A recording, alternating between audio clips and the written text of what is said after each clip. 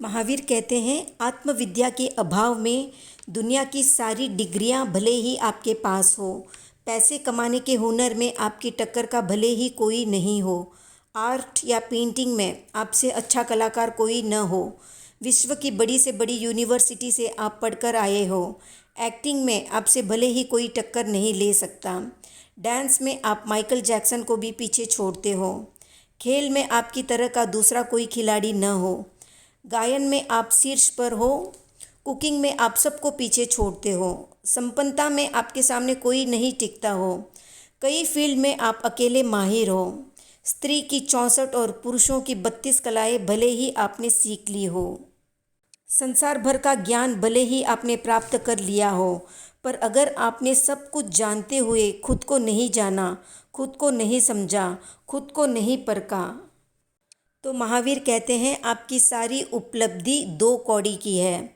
मूल्यहीन है। आत्मविद्या को सीखे बिना अगर आपने सब कुछ सीख भी लिया तो उसका उपयोग क्या है? वो ज्ञान आपको रोजी रोटी सुख सुविधा दे देगा, पर आप उस अमूल्य आत्मविद्या को नहीं जान पाए तो सब कुछ प्राप्त होने के बाद भी एक रिक्तता, एक शून्यता होगी।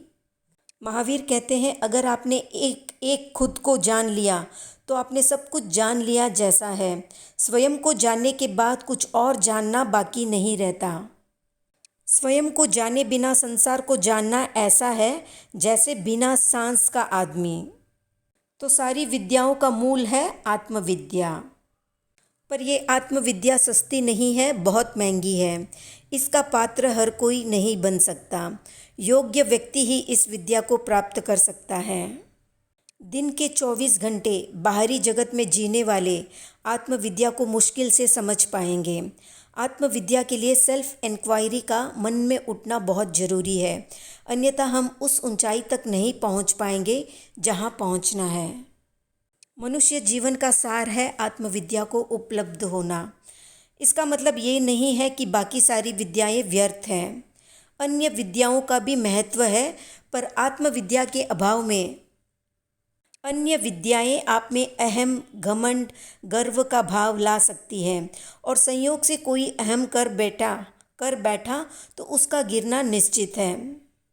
आत्मविद्या आपको विनम्र बनाती है, भले ही आपने कितनी ही ऊंचाई क्यों न छू ली हो, वो आपको जमीन पर टिकाए रहती है। आपने कईयों को देखा होगा आत्मविद्या के अभाव में ऊंचाई का जीवन जीते हुए और फिर ऊंचाई से नीचे गिरते हुए भी। पर जो आत्मविद्या में माहिर होता है वो कभी ऊंचाई से नहीं गिरता, क्योंकि उसे अपनी लिमिट पता होती है। वो न्यूट्रल रहता है, बैलेंस रहता है।